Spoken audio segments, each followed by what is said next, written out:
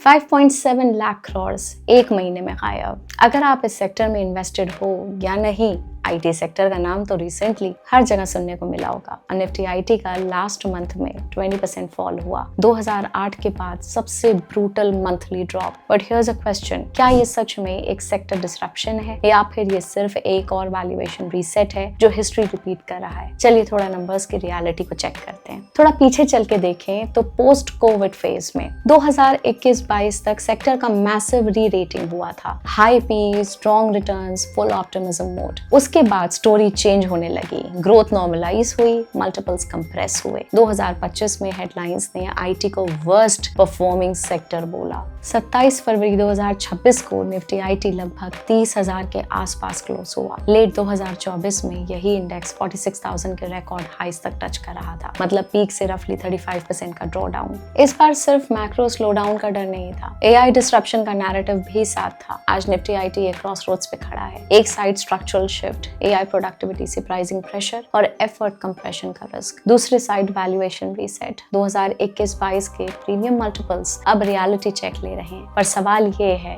ये सब हो क्यों रहा है और इसका इम्पैक्ट हम इन्वेस्टर्स पे कैसे पड़ेगा? Let's decode in today's video. वैसे अगर आप कमोडिटीज ट्रेडिंग को भी डिटेल में समझना चाहते हैं तो हमारा चैनल कमोडिटीज विद ग्रो जरूर चेक कीजिएगा, लिंक आपको डिस्क्रिप्शन में मिल जाएगा। अब वीडियो पे आते हैं। सबसे पहले शुरू करते हैं वैल्यूएशन से। 2021-22 के फेज में आईटी सेक्टर के वैल्यूएशन नंबर्स काफी हाई थे। 35x से 39x तक का P, 11-12x price to book. यहाँ पीईजी रेशियो भी ऑलमोस्ट 4x तक चला गया था बाय दिसंबर 21, यानी कि स्टॉक का पी उसकी अर्निंग्स ग्रोथ के कंपैरिजन में 4 गुना ज्यादा था। रियलिटी ये थी कि ईपीएस ग्रोथ फाइनेंशियल ईयर 17 से 20 तक के आसपास रिटर्न सीएजीआर 9% था, लेकिन कोविड के दौरान डिमांड स्पाइक और डिजिटल एक्सेलरेशन ने नैरेटिव को टर्बो चार्ज कर दिया। ऑर्डर बुक्स एक्सप्लोड हो रहे थे। टीसीएस का financial year 21 order book 2.8 lakh CR था, जो ऑलमोस्ट 17% ग्रोथ थी इन अ ईयर। इनके ऑपरेटिंग मार्जिन्स भी 28% पर एक्सपैंड कर गए इवन आफ्टर कोविड। इन्फोसिस ने 1.3 लाख सीआर का डील पाइपलाइन रिपोर्ट किया और तो और मार्जिन्स भी एक्सपैंड हुए। इन्वेस्टर्स ने 2018 से 21 का रन रेट देखकर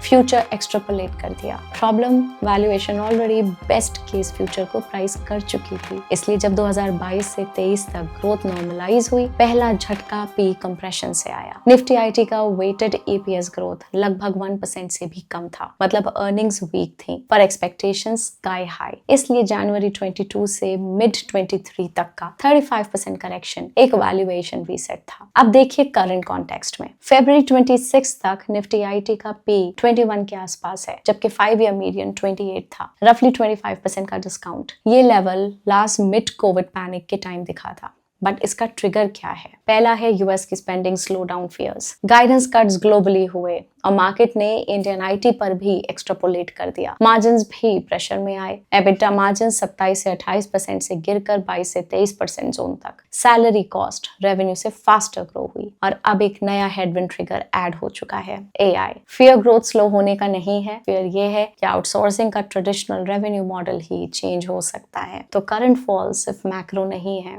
ये valuation reset plus growth normalisation plus AI uncertainty, तीनों का कॉम्बो है। अब थोड़ा प्राइस एक्शन को एनालाइज करते हैं। कॉन्टेक्स्ट समझना जरूरी है। आईटी सेक्टर की हिस्ट्री देखिए, कंसोलिडेशन नया कॉन्सेप्ट नहीं है। 2001 के .com क्रैश के बाद आईटी ऑलमोस्ट 2 साल साइडवेज रहा, फिर ब्रेकआउट दिया। 2010 में ग्लोबल फाइनेंशियल क्राइसिस के बाद सेक्टर ने लगभग 3 से 4 साल बेस बनाया बिफोर द नेक्स्ट रैली। मतलब क्लियर है, हर करेक्शन के बाद इंस्टेंट कमबैक नहीं होता। कभी कभी मार्केट्स टाइम लेते हैं नैरेटिव रीसेट करने में, और यहाँ एक डेंजरस इंस्टिंक्ट आती है। 30 से 40% गिर गया तो अब तो चीप होगा, बट रियलिटी में हिस्ट्री कुछ और बोलती है। चलिए एग्जांपल्स देखते हैं। पहला है निफ्टी रॉयल्टी। ये टेक्स्ट बुक केस है। 2008 पीक से इंडेक्स 1878 से गिरकर 168 तक आ गया, मतलब 90% क्रैश। और आज फरवरी 26 के अराउंड भी इंडेक्स 800 के आसपास है, फिर भी अपने 2008 ऑल टाइम हाई से लगभग 57% नीचे। सोचिए, 18 साल बाद भी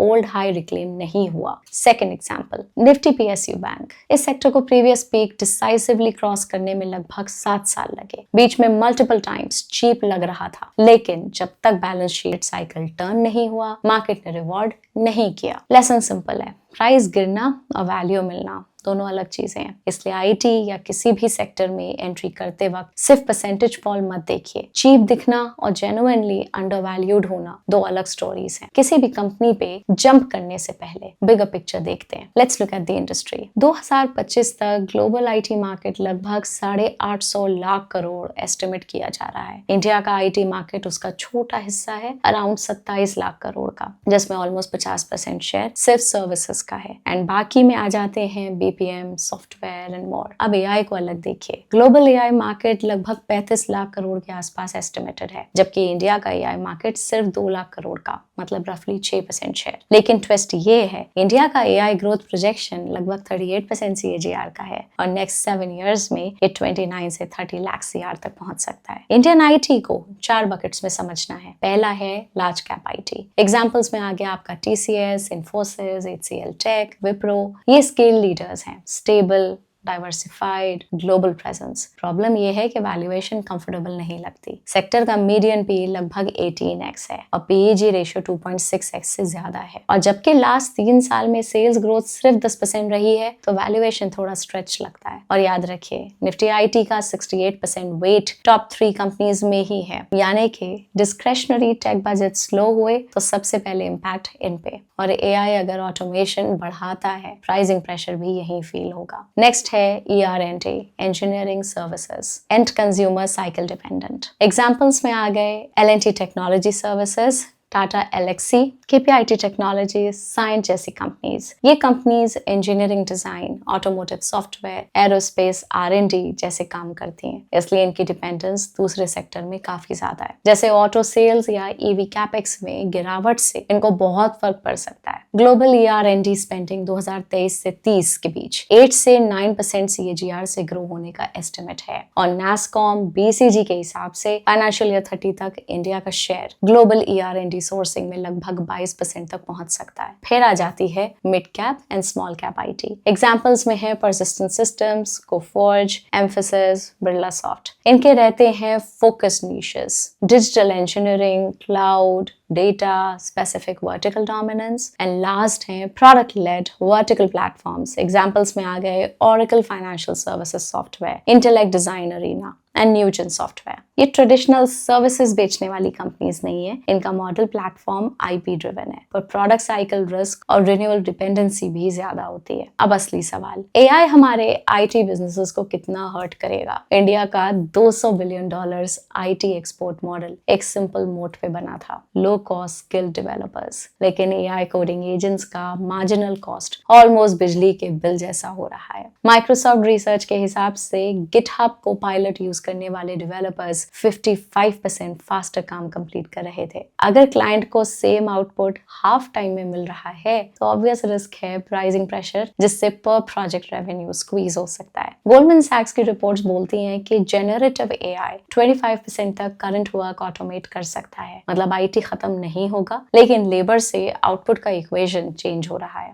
जो इंडियन आईटी का कोर मॉडल था। अब हमारा थ्रेट क्या होगा? थ्रेट मल्टीपल साइड से है। क्लाइंट्स खुद इनसोर्स कर सकते हैं, हाइपरस्केलर्स रेडीमेड एआई टेम्पलेट्स दे रहे हैं, और छोटी AI native firms outcome ship कर रही हैं लीन टीम्स के साथ। लेकिन ट्विस्ट भी है, कुछ रिसर्च रिलीज है MIT की, जिसके अकॉर्डिंग लगभग 95% जेन एआई एंटरप्राइज प्रोजेक्ट्स अभी तक प्रॉफिट या कॉस्ट सेविंग्स डिलीवर नहीं कर पाए हैं। इनफैक्ट 42% फर्म्स ने अपने एआई इनिशिएटिव्स लार्जली अबैंडन कर दिए, क्योंकि integration complexity, poor data quality और कंप्लायंस इश्यूज बड़े हर्डल्स बन गए। यही है इंडियन आईटी का बेट। नेक्स्ट 2 से 3 साल डिस्प्लेसमेंट नहीं, एआई इंटीग्रेशन का बिलेबल विंडो हो सकता है। लेकिन यहाँ एक अनकंफर्टेबल सवाल है, जो रीरेटिंग या करेक्शन हो रहा है, क्या वो अपॉर्चुनिटी है या डिसरप्शन का स्टार्टिंग पॉइंट? अगर एआई का नेक्स्ट फेज हैवी रीइन्वेस्टमेंट मांगता है, platforms, proprietary data assets, acquisitions, infra tie-ups, तो फिर कैपिटल रिटर्न हैवी मॉडल को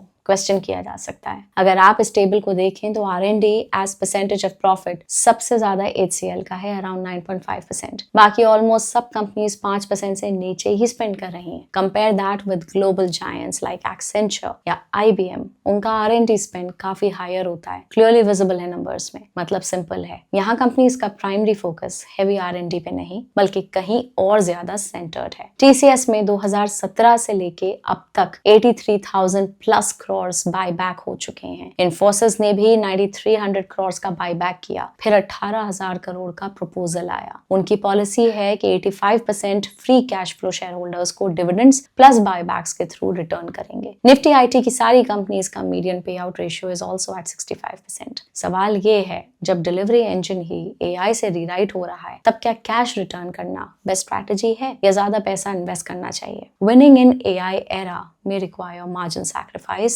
aggressive upskilling, platform IP build करना और acquisitions. Counterpoint भी strong है। विप्रो ने 9,000 करोड़ AI investment commit किया, 2 लाख employees train किए। Infosys ने Topaz के under 50,000 plus reusable AI services build की। तो इन्वेस्टमेंट हो रहा है। अब आते हैं रियल सवाल पे, इन्वेस्टर को अभी क्या करना चाहिए? ये ना तो ऐसा सेक्टर है जिसे सीधा अबैंडन कर दिया जाए और ना ही ब्लाइंडली बाय द डिप करने वाला मूवमेंट है ये। इंडियन आईटी ने Y2K देखा है, .com बस्ट देखा है, ग्लोबल फाइनेंशियल क्राइसिस सर्वाइव किया है और कोविड शॉक हैंडल किया है। एंड ऑनेस्ट व्यू इज कि इंडियन आईटी डेड नहीं है। बात सिंपल है, अडॉप्ट एंड सर्वाइव। अगर आप रिजिड हो तो सर्वाइव नहीं कर पाओगे, बट नेक्स्ट 10 इयर्स का इंडियन आईटी पिछले 10 साल जैसा बिल्कुल नहीं दिखेगा। देखिए, पॉइंट सिंपल है, Indian IT as a whole can be confusing and tricky for investors, but selective individuals, companies जो AI से disrupt ना हो पर growth लाएं, वो observe करना होगा। तो as an investor,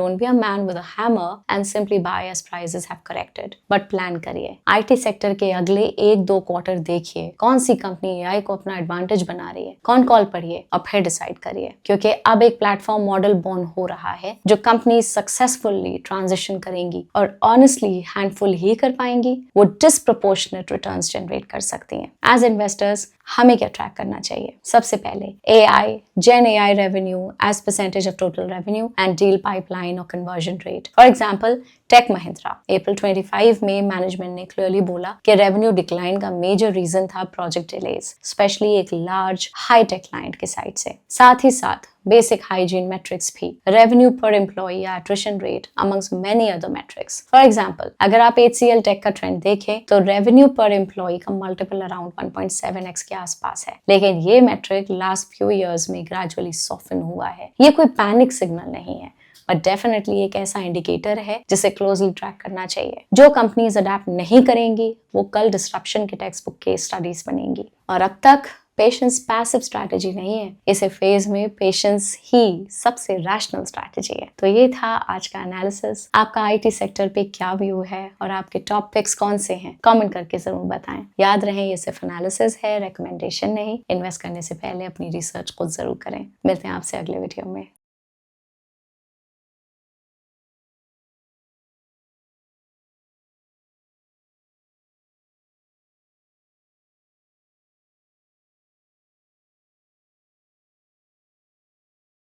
Investment in securities market are subject to market risks. Read all the related documents carefully before investing. Please read the risk disclosure documents carefully before investing in equity shares, derivatives, mutual fund, and or other instruments traded on the stock exchanges.